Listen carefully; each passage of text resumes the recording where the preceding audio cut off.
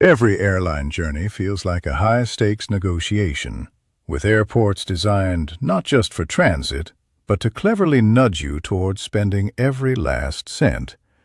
While the path to premium comfort often seems paved with $100 bills, a little insider knowledge can be a far more valuable currency. It's about understanding the system, not fighting it. Mark Thompson, a 28-year-old software engineer, adjusted his backpack strap, his eyes glued to the digital display above gate B12. His cross-country flight to New York was boarding soon, and the thought of 6 hours crammed into a standard economy seat sent a familiar wave of dread through him. At a lanky 6 feet 2 inches, his knees ached just contemplating the journey. An exit row seat, that glorious 38 inches of extra legroom, was his dream. But the airline's app quoted a brutal $120 upgrade fee. On his startup budget, even considering it felt like a rookie mistake. He sighed, the boarding announcement echoing around him. Isn't there any other way, he wondered, feeling that familiar pinch of helplessness. But here's the secret the airlines don't broadcast, the one tucked away in the fine print, banking on your discomfort to keep it hidden. We call it secret number 4, the Legroom Lottery. This isn't about demanding. It's a strategic game of wits, preparation, and a surprising amount of human decency. While every inch of cabin space is a potential revenue stream, specific situations allow a polite, proactive approach to unlock those coveted perks without breaking the bank. It's less about asking for a handout and more about offering a valuable, unspoken service. Mark watched passengers queue, a nervous energy thick in the air. He spotted Agent Reynolds, the gate agent, a woman with keen eyes and an aura of quiet efficiency, scanning boarding passes. She'd likely encountered a million Marks, each with their own silent plea for comfort. This was his moment. Taking a deep breath, Mark straightened his shoulders. He refused to be that passenger, the one who demands or complains. Instead, he recalled the sage advice. Agents are people too. Treat them well. He approached the counter just as the "now boarding" call for Group 1 echoed through the terminal. He waited for a brief lull, ensuring he didn't interrupt the agent assisting another passenger. When Agent Reynolds looked up, her expression neutral, Mark offered a friendly, genuine smile, not a needy grin, but a confident one. He met her gaze directly.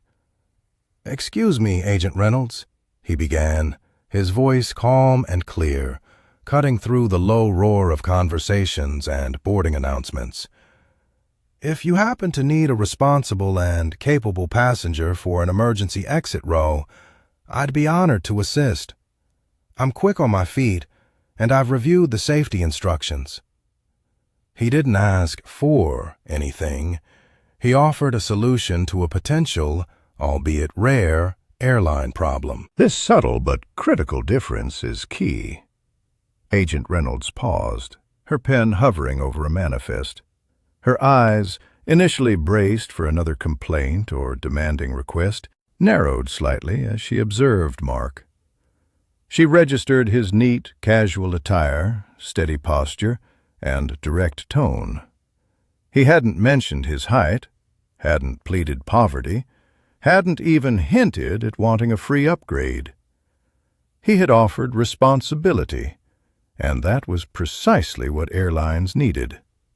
They require someone capable of assisting in an emergency, not just someone seeking extra space. An emergency exit row isn't merely about legroom. It's a critical safety position. Federal Aviation Administration, FAA regulations, prohibit airlines from seating children, individuals requiring extensive assistance, or those unable to speak English fluently in these rows. A gate agent always maintains a mental checklist for potential candidates, especially if a pre-assigned exit row passenger appears unsuitable. A small, almost imperceptible nod from Agent Reynolds. She typed a few quick commands on her keyboard, her gaze flicking between the screen and Mark. "Mr. Thompson," she said, her voice even, "it seems we do have an open seat in row 14, an exit row. Here's your new boarding pass. Thank you for offering your assistance." She handed him the slip, a faint hint of a smile gracing her lips before she returned to the next passenger. Mark's heart did a little skip. He pocketed the boarding pass, a wave of palpable relief washing over him. The simple act of approaching with respect, offering a solution, and showcasing capability had worked. He walked towards the jet bridge, a little lighter on his feet, savoring the surge of quiet victory. The truth is, airlines frequently have a few seats, including exit rows, that, for various reasons, a no-show, a last-minute swap, remain unfilled or become available at the 11th hour. And while they certainly prefer to monetize these seats, a gate agent, managing a full flight and ensuring compliance with stringent safety regulations, is far more inclined to upgrade a proactive, cooperative passenger than an irritable or demanding one. They seek someone who projects confidence, calm, and responsibility. Someone who, in a genuine emergency, wouldn't panic. Someone who grasps the weight of that responsibility. Mark offered precisely that, without asking for anything in return, transforming a potential grievance into a mutually beneficial exchange. It's a subtle dance of human psychology and operational necessity. And it proves that sometimes the best way to get what you want is to understand what they truly need. A little preparation and a polite, well-phrased question can indeed go a long way in the Legroom Lottery. So, are you ready to play your cards right? Do you know how to play your cards right? Sometimes the game isn't just about scoring a better seat. It's about avoiding unnecessary penalties. Because when it comes to your bags, the airport floor can be a minefield of hidden charges. Number 3. Beware the bag bounty. This is where many travelers falter, making a mistake that costs them anywhere from $50 to over $100. Picture the scene. A bustling departure gate at Los Angeles International Airport, LAX, around 9:30 a.m. on a Tuesday. Sarah Miller, 35, a determined mother, wrestled with a soft-sided duffel. Her 3-year-old, Lily, was a ball of boundless energy, threatening to dart away at any second. Though a bit overstuffed, Sarah's bag, packed with Lily's emergency snacks, a spare outfit, and a beloved but bulky stuffed animal, she was certain it qualified as a personal item, stowed safely beneath the seat in front of her. Suddenly, Agent Davis, a man in his early 40s, with an eagle eye for anything that looked remotely out of place, scanned the boarding line. His gaze, practiced and precise, settled on Sarah's duffel. He saw the slight bulge, the hint of defiance against the airline's published dimensions. As Sarah approached, balancing Lily on one hip and the duffel clutched in her other hand, he gestured with an almost imperceptible flick of his wrist towards the dreaded metal sizing box. The unspoken message hung in the air. That looks too big. This is where you need to understand 2 critical secrets. Secret number 3, the hidden commission trap. Many airlines, surprisingly, incentivize their gate agents to enforce baggage rules. Some agents, in fact, earn a commission or bonus for every oversized bag they flag and charge for. It's not malicious. It's just business. A way for airlines to recoup costs and ensure overhead bins aren't overflowing. So when Agent Davis's eyes lingered on Sarah's bag, he wasn't just doing his job. He was potentially eyeing a small addition to his paycheck. And then there's secret number 2, the voluntary bag check mistake. You might think you're being helpful or avoiding a confrontation by immediately offering to gate check your slightly too large personal item. But that's a trap. Once you volunteer, you've essentially admitted the bag is oversized, and the airline has every right to charge you for it, often at the highest rate, especially if it's a budget carrier. Many passengers, flustered by the chaos of the gate and the agent's stern expression, simply give in, handing over their bag and their cash without a second thought. They assume the agent knows best.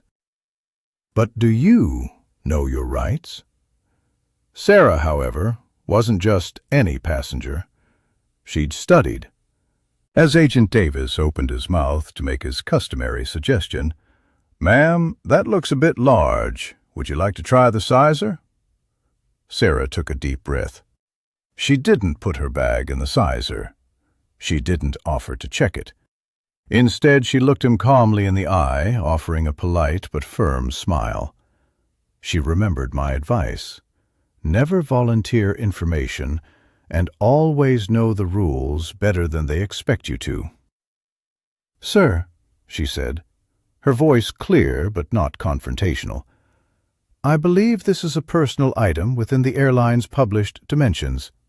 I'd prefer to keep it with me for my child's needs." She then subtly pointed to a laminated poster on the wall, displaying the airline's exact baggage allowances, including those for personal items, typically around 18 by 14 by 8 inches. "Could you confirm the exact dimensions for a personal item?" This was her legal shield. By quoting published dimensions instead of just personal item, she subtly shifted the burden of proof. She wasn't asking if he thought it fit. She was asking him to confirm the airline's own official numbers. It implied she knew those numbers, and by extension, knew her bag was either compliant or very close. The words, "for my child's needs," added a layer of human empathy, making it harder to deny without appearing unreasonable. Agent Davis paused. His experienced eyes quickly scanned the duffel again, then flicked to the poster, then back to Sarah. She hadn't backed down, hadn't volunteered her bag, and most importantly, she hadn't given him an easy out to charge her. She'd shown him she knew the rules. Faced with a knowledgeable, calm passenger who wasn't going to roll over, and with a long line of other passengers waiting, he made a quick calculation. Fighting this would take time, and he likely wouldn't win. He offered a curt nod. "All right, proceed," he said, waving her through with the same flick of the wrist. But this time, it was an acknowledgement of defeat, not a challenge. Sarah's heart gave a little flutter of victory. She boarded the plane, Lily now happily nestled in her arms, the slightly bulky duffel tucked safely under the seat in front of her. No extra charge, no last-minute scramble. The takeaway? Always know your airline's precise baggage dimensions for both carry-ons and personal items. Don't be shy about confirming them beforehand. A little preparation and a polite, well-phrased question, especially one that refers to official, published dimensions, can prevent you from falling into the bag bounty trap and keep your travel budget intact. Knowledge isn't just power, it's money saved. Many travelers assume airlines are transparent about delays, but that's often a carefully constructed illusion. It's what I call the delay delusion, a tactic designed to keep you rooted at the gate and prevent mass rebookings. This brings us to secret number 5. Airlines masterfully drip-feed delays. And then there's secret number 6, the unseen hand of predictive cancellation systems. Robert Jenkins, a 52-year-old architect from Scottsdale, Arizona, felt the insidious creep of the delay delusion firsthand. He sat at gate C-22 in Dallas-Fort Worth, his brow furrowed, fixed on the digital departure board. His American Airlines connecting flight to Portland, Oregon, AAL Flight 241, had been displaying a 30-minute delay for the past 2 hours, refreshing every 30 minutes with the exact same incremental pushback. First, 8:15 p.m., then 8:45 p.m., then 9:15 p.m. Each robotic announcement from the gate agent, a bland female voice devoid of inflection, offered no real explanation beyond operational adjustments. The air in the crowded terminal thickened with unspoken frustration. Robert could almost sense the anxiety clinging to the other passengers, the scent of stale coffee mixing with the metallic tang of impatience. His critical presentation, set for 9 a.m. sharp the next morning in Portland, was slipping further and further away. He knew this game. Airlines rarely spring a 4-hour delay bomb up front. Why? Because a shorter, continuous delay keeps passengers compliant. A long delay, however, triggers rebooking rights and compensation discussions, not to mention a stampede to other gates. It's a carefully managed psychological operation, designed to maintain control and minimize immediate financial liability. What Robert didn't see, but we insiders know, was that behind the scenes, systems like American Airlines Aura were already at work. These predictive cancellation algorithms, running on powerful servers, analyze hundreds of variables: weather, crew availability, inbound aircraft, even the likelihood of a passenger making a tight connection, and can silently pre-cancel seats on connecting flights if a delay makes a connection impossible. It's a preemptive strike against your travel plans, often before you even realize your first flight is truly doomed. Robert's patience, usually as sturdy as the steel beams he designed, was wearing thin. The repetitive 30 minutes felt like a personal insult. He needed certainty, not this slow-motion bleed of his precious time. Then, a memory surfaced from one of my old segments, the smart traveler advice. Don't rely on the airline's screen alone. Verify the data. He pulled out his iPhone 14 Pro, its screen glowing against the dim gate area, and opened FlightAware. He typed in AAL 241. A few taps, and there it was. The inbound aircraft, tail number N737AN, was still over Amarillo, Texas, some 350 air miles away, with an estimated arrival into DFW in another hour and a half. That meant, at best, a departure from DFW no earlier than 10:45 p.m., pushing his Portland arrival past midnight and completely wrecking his morning presentation. This was no mere 30-minute operational adjustment. This was a significant disruption, a major problem. Armed with concrete, real-time data, Robert rose. The fear of confrontation was replaced by the calm resolve of knowledge. He walked purposefully to the customer service counter, where Agent Maria, a woman with tired eyes and a forced smile, was attempting to placate another frustrated traveler. He waited his turn patiently, observing the terse, almost robotic exchange. When his turn came, he approached, a polite but firm expression on his face. "Excuse me, Maria," he began, his voice even and controlled. "My name is Robert Jenkins, and I'm on Flight 241 to Portland. The board indicates a 9:15 p.m. departure.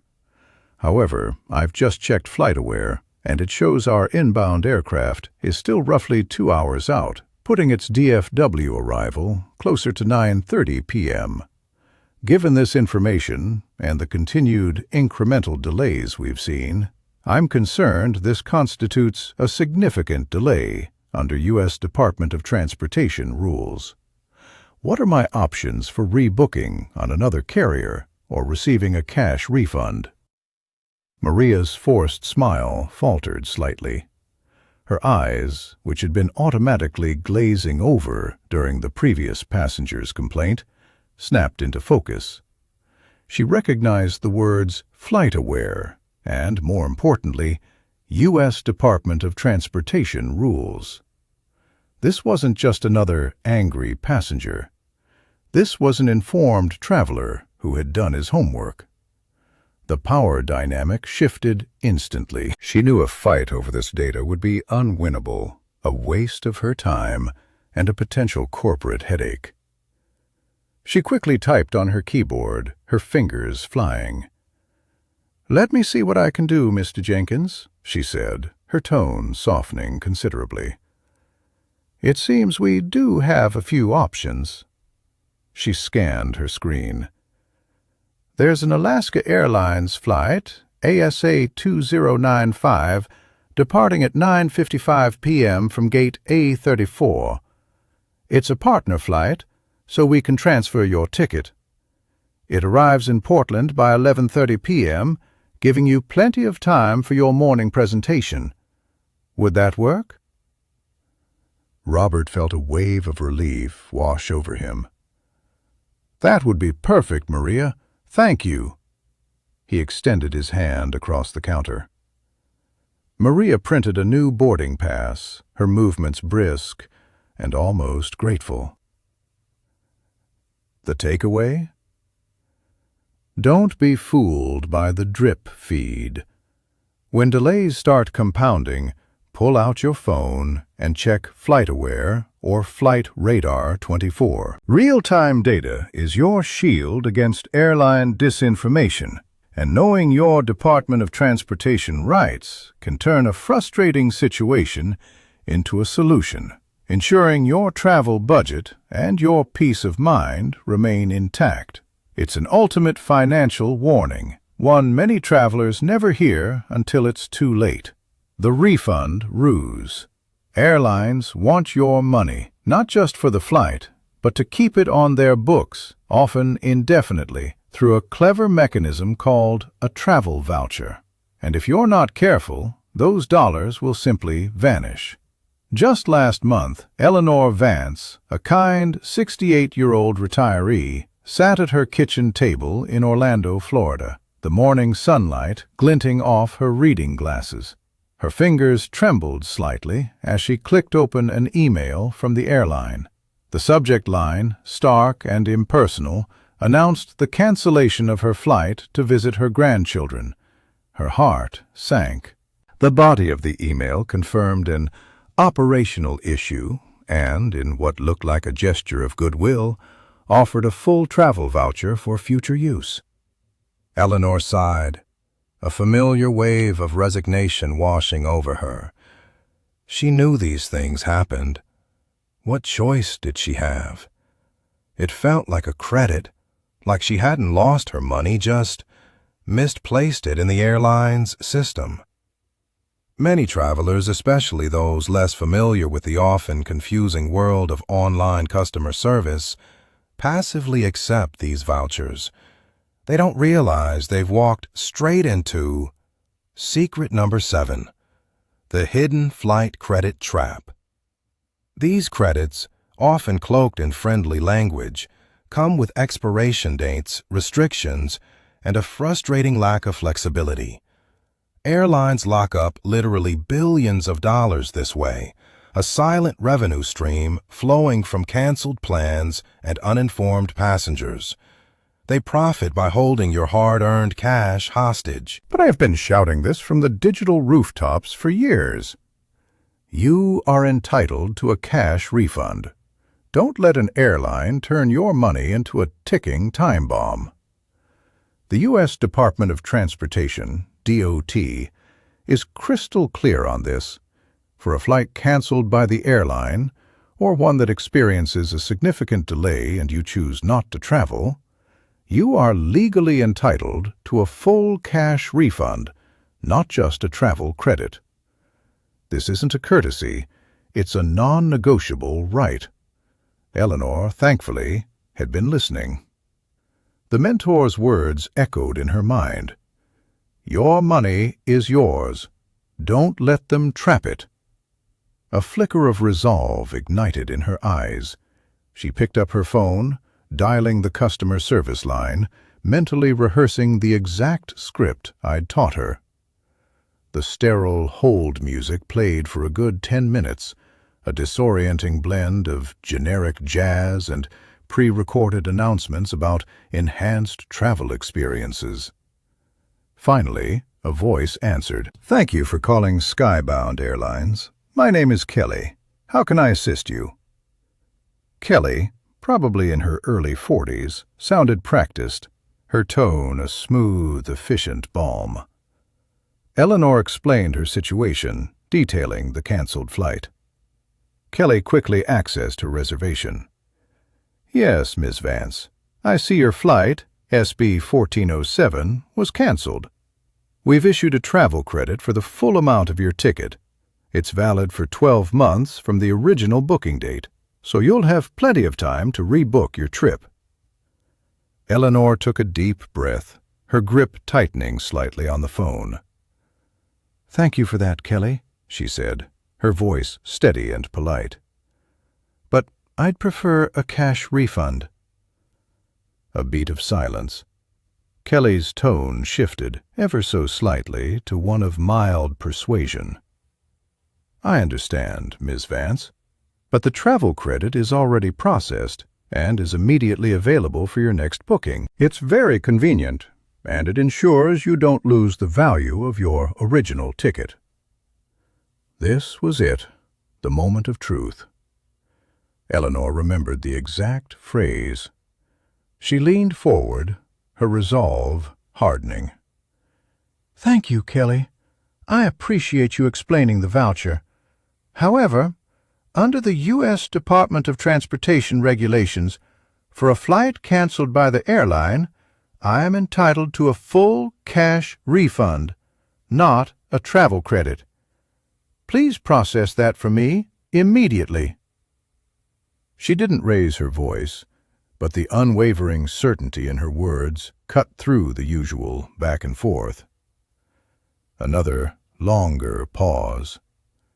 The subtle shift in power was palpable, even through the phone line. Kelly was no longer dealing with a passively accepting passenger. She was dealing with an informed traveler. "One moment, please, Miss Vance," Kelly said, her tone now less persuasive, more compliant. The hold music returned, but this time it felt different. Eleanor could almost hear the click of keys on Kelly's end, the quiet acknowledgement that the usual script wouldn't work.